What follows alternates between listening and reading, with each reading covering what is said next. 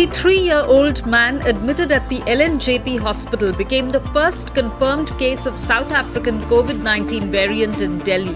He was admitted to the hospital about a week ago and has been kept in isolation at a separate unit. The centre said India had reported 4 cases of the South African variant of SARS-CoV-2 and 1 case of the Brazil variant a month ago.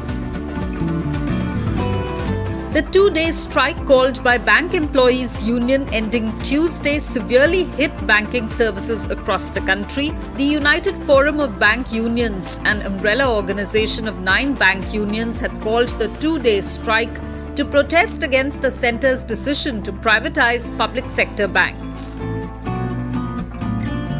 The Reserve Bank of India has slapped a monetary penalty of Rs 2 crore on State Bank of India for deficiencies in regulatory compliance. The penalty is not intended to pronounce upon the validity of any transaction or agreement entered into by the bank with its customers, the central bank said.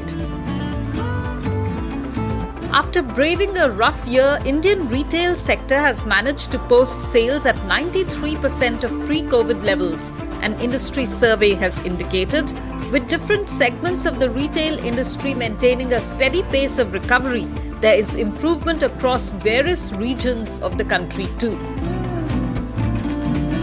The centre has placed a new purchase order with the Serum Institute of India for the supply of 10 crore doses of the Oxford AstraZeneca COVID-19 vaccine, Covishield, each costing Rs 157.50 including GST, according to official sources.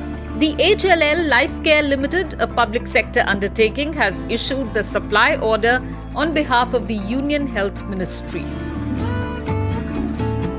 Nobel laureate Paul Krugman said that India should not go back to the licensed Raj regime, adding that the country should have a deliberate policy to foster industries. The Economist was addressing a virtual event organized by Ashoka University when he said that the income inequality issue is a severe one in India. The licensed Raj was dismantled when the liberalization policy was introduced in 1991.